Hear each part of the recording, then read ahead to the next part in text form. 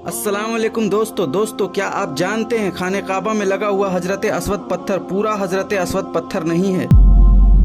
इस औरत का सवाल है कि इस्लाम एक मर्द को एक टाइम पर 4 बीवी रखने की इजाजत देता है, लेकिन एक औरत को एक टाइम पर 4 शौहर रखने की इजाजत क्यों नहीं देता।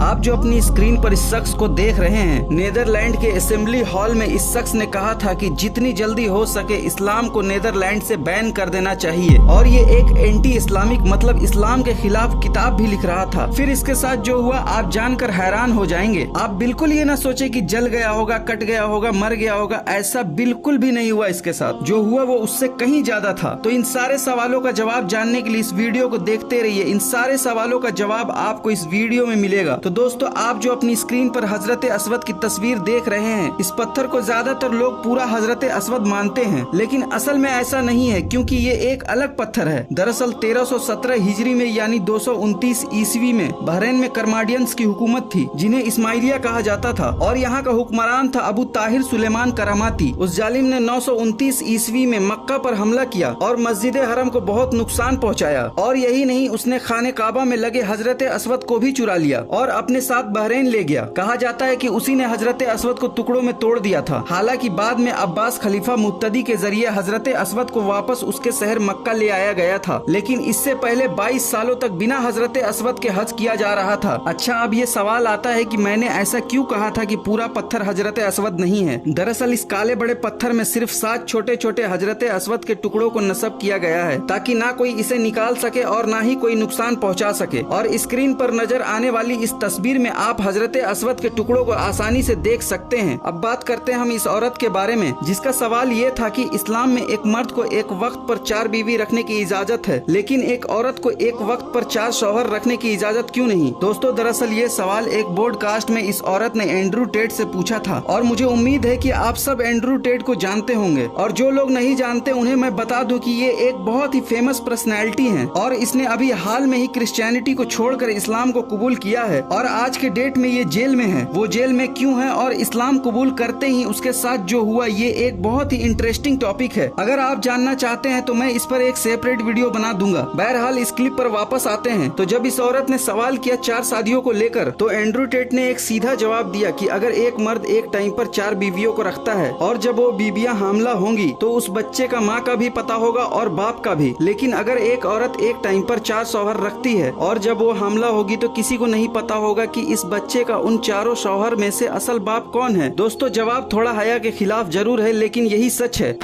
दोस्तों, अब चलते हैं इस शख्स की तरफ। इस शख्स का नाम है जोरम वान काल्बेरन, और ये नीदरलैंड का एक राजनेता है। इसने नीदरलैंड के असेंबली में कहा था कि जितनी जल्दी हो सके नीदरलैंड से इस्लाम को बैन कर देना चाहिए, और ये एक एंटी इस्लामिक मतलब इस्लाम के खिलाफ किताब भी लिख रहा था। और उस किताब को लिखने के लिए इस शख्स ने इस्लाम को रिसर्च करना शुरू किया और कुरान पढ़ने लगा, ताकि ये अच्छे से एक एंटी इस्लामिक किताब लिख सके। और दोस्तों, आप सबको पता है कि जिसने कुरान को समझकर पढ़ लिया वो हक और बातिल में फर्क समझ जाएगा, और यही इस शख्स के साथ हुआ। इस शख्स ने एंटी इस्लामिक किताब लिखने के लिए कुरान का सहारा लिया, तो अल्लाह ने हिदायत दी और कुरान पढ़ते पढ़ते ये शख्स इस्लाम में दाखिल हो गया, और माशाअल्लाह आज ये एक मुसलमान है। I decided to write an anti-Islam book, which started as an anti-Islam book, changed into this search for God, and it ended up me becoming a Muslim.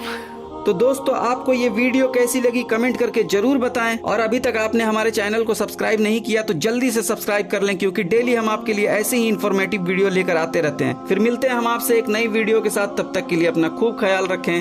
Allah Hafiz.